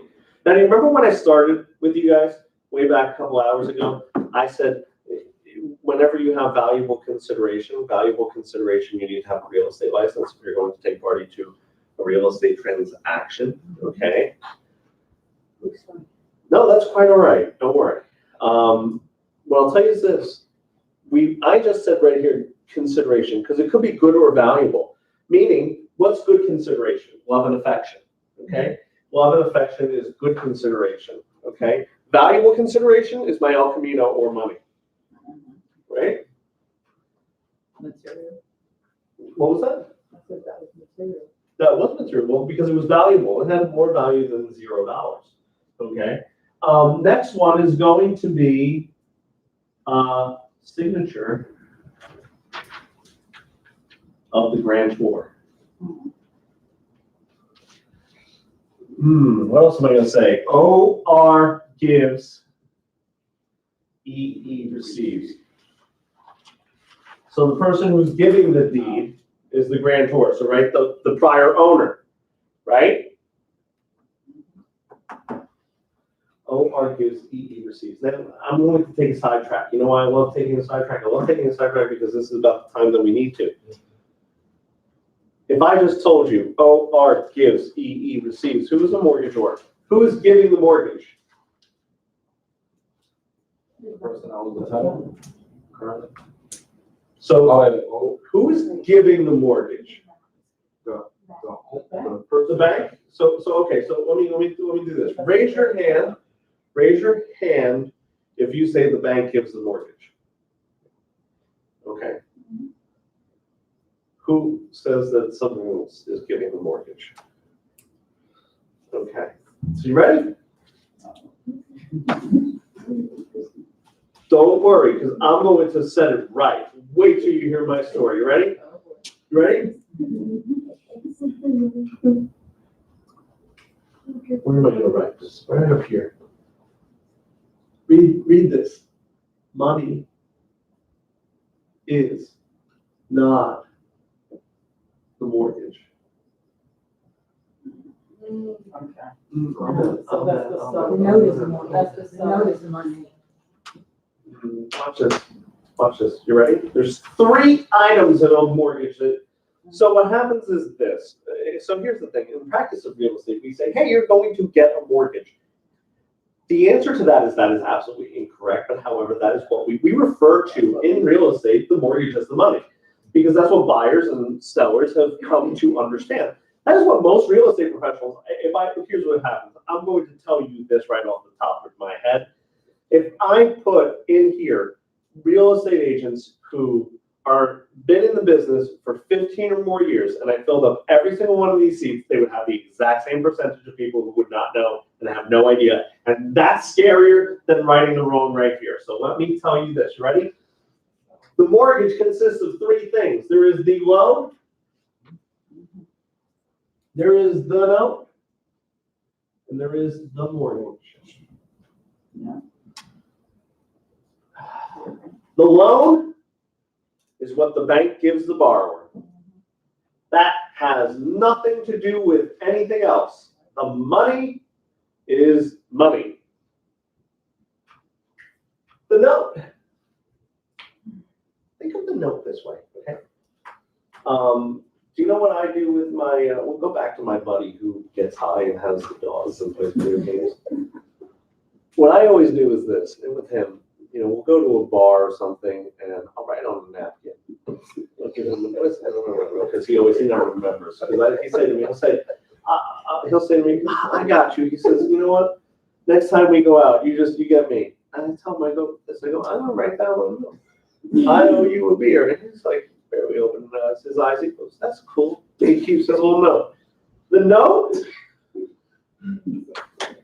is the IOU, okay? The note, the borrower gives to the lender, right, to the bank.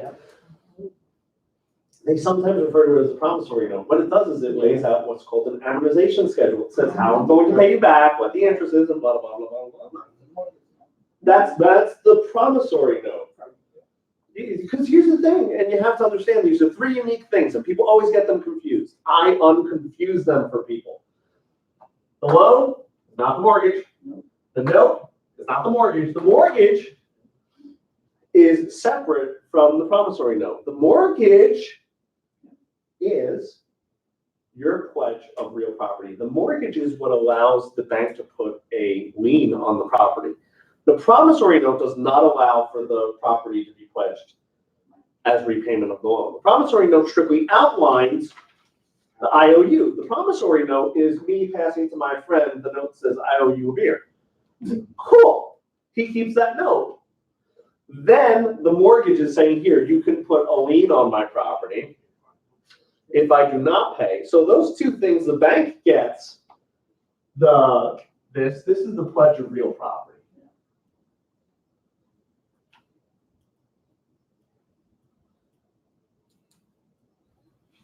Right? So that was my kind of side note. So the mortgagor, the one who gives the mortgage, is the borrower, right? Because the mortgage is the pledge of real property. Did I fix it in your head now for you? So the mortgage is with the physical house. The mortgage is not. Basically, what the mortgage is this. The mortgage is a piece of paper that says, this is, if I do not repay you, you have this as an asset. You see? So the bank gets that. You get the money, right? The money is not the mortgage. Yeah, I always like clearing that up because I think that's important. So we said the signature of the grantor. The grantor is the one giving the deed. Okay. We also need this, offer and acceptance.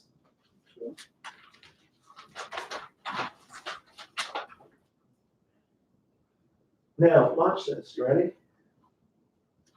I'll give you a scenario. And then start erasing stuff.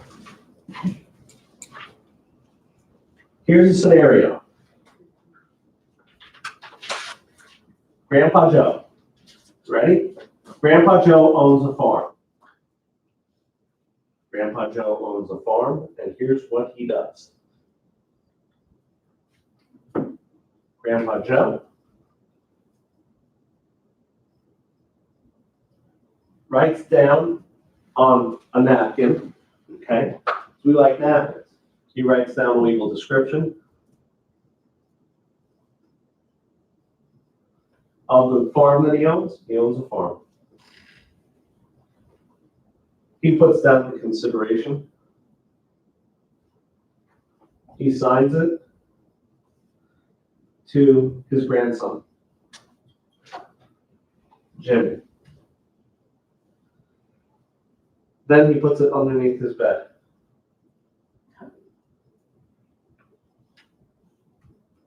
And tells no one. Nah, we won't kill him. We don't like killing people in this way. You ready? Then Joe has dementia. Joe puts a farm up for sale.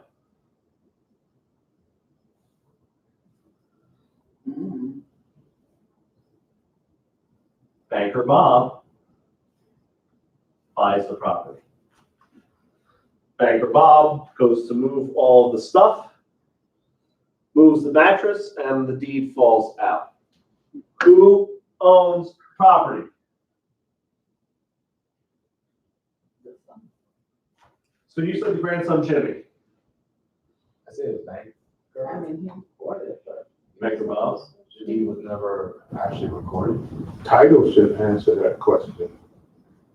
That's a title question. Who owns it? Who owns this? Is it Jimmy? Is it Bob? Maybe Joe still owns it? The first person to record it, the deed was.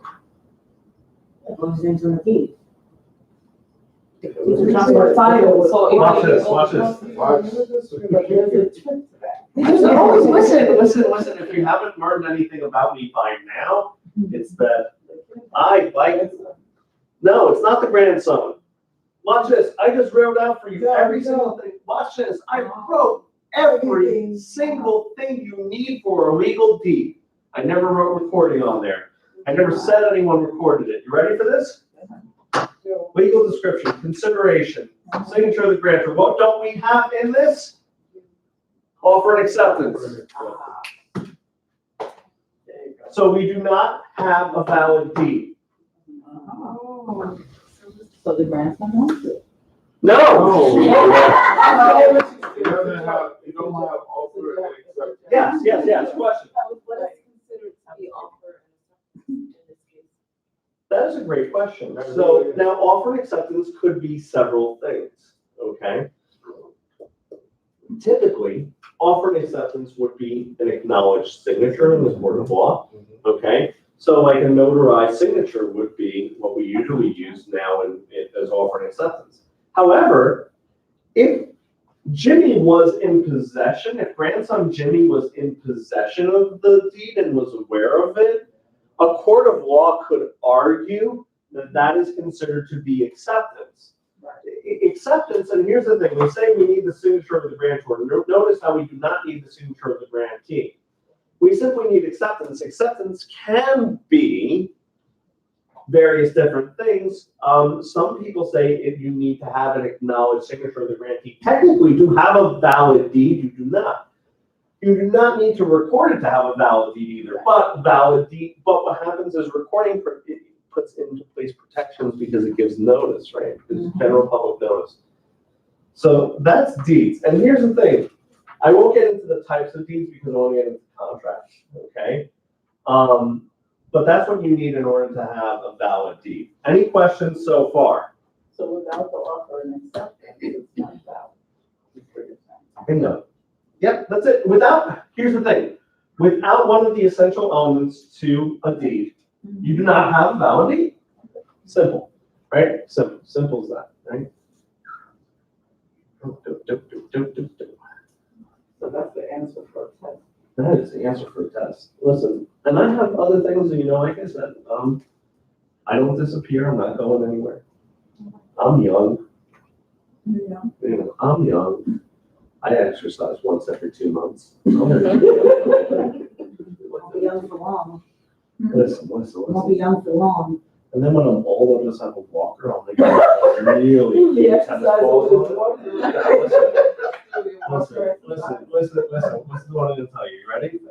I am going to be the coolest old man teacher that you will ever see in real estate. Because listen, I teach like an old man now. I'm 36. I am 36. And But I said you don't teach like that. I do teach like I teach like an 83-year-old man. Let me tell you something. If I could sit here and tell you stories the whole day, I would. But I can't because then you won't pass the test. And then you'll just have a lot of stories to tell, and that doesn't get you any money. Okay? Contracts.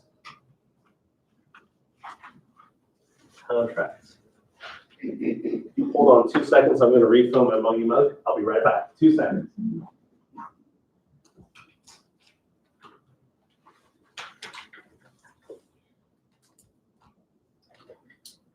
You don't find Yeah.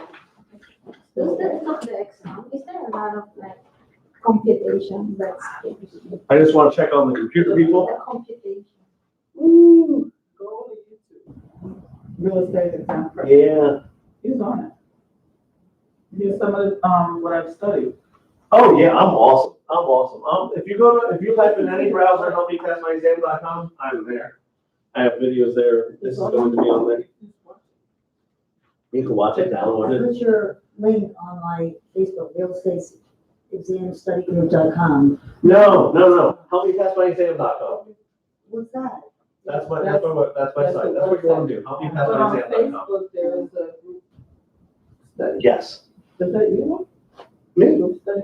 The real estate study group, if you do real estate exam study group with the for sale sign on it, That's you. I run that group, so that's the one that I usually go into. I usually kind of mosey around, and like when I want to answer some questions, I want to sit down, get some hot cocoa with. I like if you're looking to donate anything to me, I like Swiss Miss. Contracts. You ready? Yeah. Let's talk about what you need for a valid contract. What do you need for a valid contract? Talk to me about this.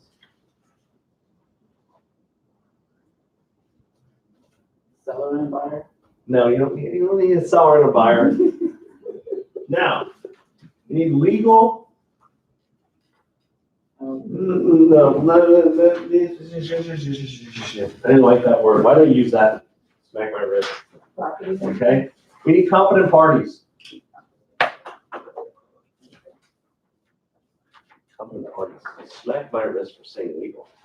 Okay. Smack my wrist like Pope Francis. Did you see what he did to that lady in the middle of the crowd? He Oh, yeah. smacked her wrist about like 15 times. But that's like Catholic school. Yeah, I was- He went old school Catholic on her. He was pissed. He was pissed. Yeah. But I asked my wife. I said the Pope. I said, who does he confess to? Exactly. Like, who does he confess? Sit down. No, I listen. No. Competent parties. Legal description of property. No, that's a deed. But we do need. You know what? You just don't need the property address. No, well, here's the thing. Ready for this? You ready for this? I have a hobby. You want to know what one of my hobbies is? I'm going to tell you what one of my hobbies is. I collect pens. If my wife is watching, she doesn't know. Some of my pens, my most expensive pen is $600. No, it doesn't do anything special other than write. I know. So what happens is this, can I have a contract with someone where I say, hey, did they agree to buy my pen from me? Yeah. Yeah, we could. That's $600. Right, so that would be, then we don't need a property address for that. Because we're just talking about contracts in general, right? We're just talking contracts.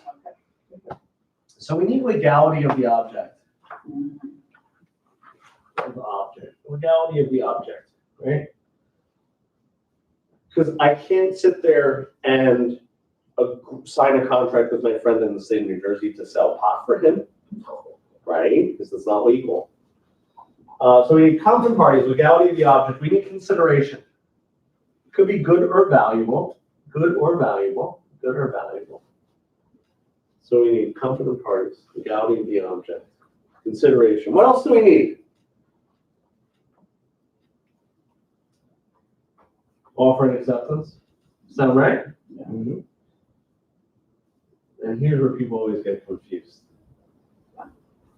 These words. You ready? Mhm. Void. Oh, Voidable. Enforceable.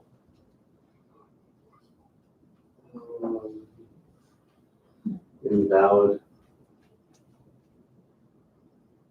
Unenforceable.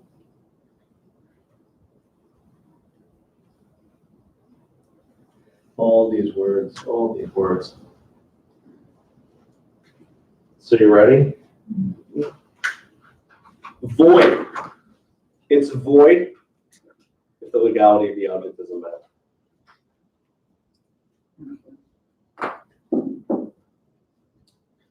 If the legality of the object is not met, it is void. Debt on arrival. Done. Okay? Voidable. Voidable usually means that one of the parties can negate on the contract. One of the parties can. So so a time when something is voidable. You ready? Remember my friend who smokes pot? And I owe you a beer. Let's say that one day he sees my guitar collection. I have a collection of guitars as well. And he says, I want to buy that guitar on the wall for $900. Would you sell it to me? And I go, yes.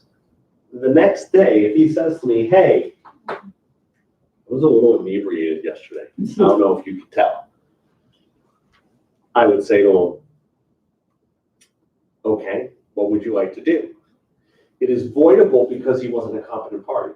If it is a minor or they're not a competent party, it is voidable on the part of the person who was not a competent party. Okay. Now here's the thing: it can continue to go forward. So he can say to me, "No, I still want to buy the guitar for $900. Totally fine, kosher, absolutely."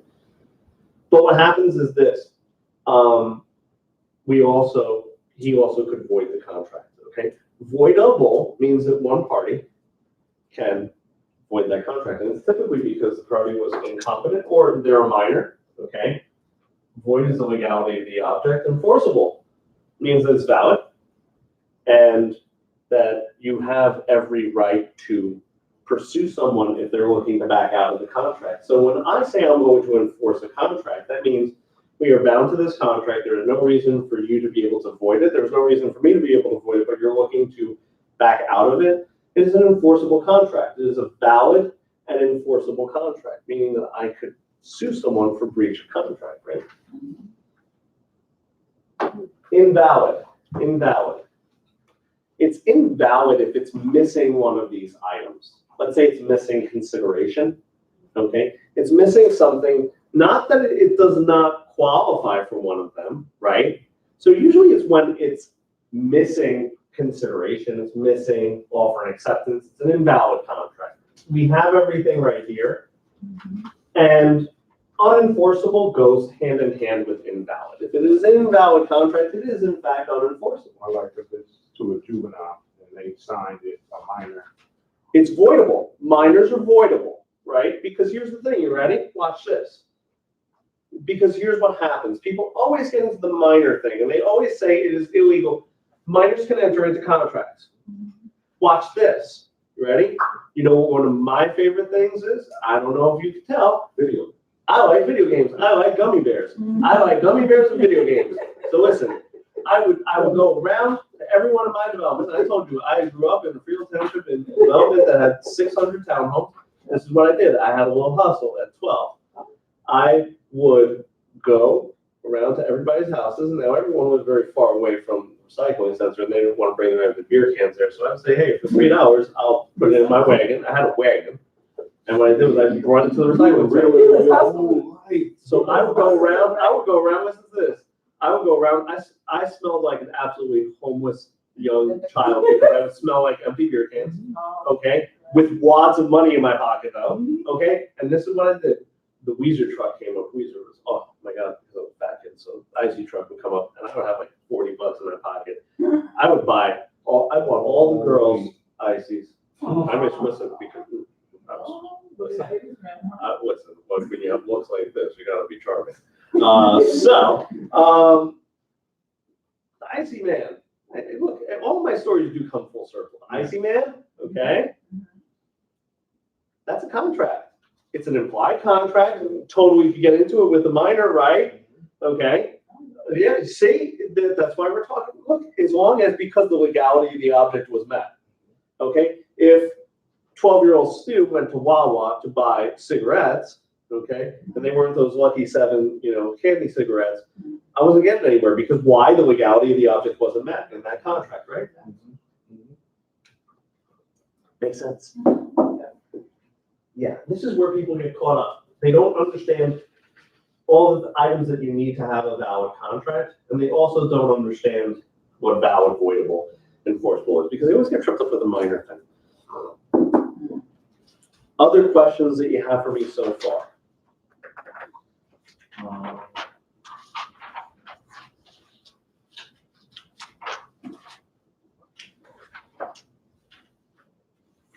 And I'm going to go to my YouTube channel to see what everyone's writing in there, saying that I'm awesome. Oh my God, we love your stories, Stu. On the test, what is the purpose of a reverse mortgage? Okay, so here was a question that was asked just now. Okay, what is the purpose of a reverse mortgage? So a reverse mortgage is this. Basically, what you're doing is you're taking out a loan on the equity of the home, okay? So what happens is whatever equity you have, you are taking out a loan on that amount. So let's say you have $100,000 in there. It's usually targeted towards, it's usually targeted to people who are retired, you know, who are of the age that they do need additional income every month. So what happens is it's a form of a line of equity credit, okay? So you'll sometimes refer to them as HELOCs, and a HELOC is abbreviated, is the abbreviation for a home equity line of credit. Basically, the purpose of a reverse mortgage is to do just that. Basically, take the equity of the home and basically distribute it over however long the person has to live. And what happens is that eats into the equity, okay? So there's a good and bad depending on what you're doing with a reverse mortgage. So that was a question I had from YouTube. Thank you so much. And you can buy with a reverse mortgage. You could buy a home with a reverse mortgage if there is equity built into it. Yes, there has to be some equity there. There has to be some meat on the bones. Otherwise, you cannot just pull money out of thin air, right? What else? Any other questions? No. How many questions do you think you touched upon, average, that are on the test that you went over today? Just by averaging it out, Yeah. not exact. Great question. You know, I'd say with what you went over today, you probably have about 60 questions. Whoa. Yeah, I'd say that today, All right, hold on a second. today you got, listen, this is a good, I have several of those reviews. Ooh, I'm not on video anymore. Oh, am I? Yeah. Oh, yeah, there we go. We fixed it. I think that, again, on average, I think that we've hit on a lot of questions. I think that there's a lot of stuff that cleared up for a lot of people, you know, I hope. And also, here's the thing, use my resources, use what you have here. And I'm not a stranger. I'm always here to help you guys, whether you're watching me on YouTube right now or anything else. Hopefully what you got out of today is a different way of studying, because what I really want you to do is this. I want you to not focus so much on the tests, right? I want you to focus on understanding the material. Like, you see how what I did today was I sat there and I said to you, what is this? What is that? And then what I did was I explained it. What you want to be able to do is to take a topic, and you see how I just sat here and I talked for like 5 minutes on each topic. I just went, and this is this, and this is that. Picture your flashcards doing this. You ready? When you read your flashcard, you see joint tenancy. You go, that is when more than one individual own rights of survivorship. But then your flashcard says this. Tell me more. Explain that to me.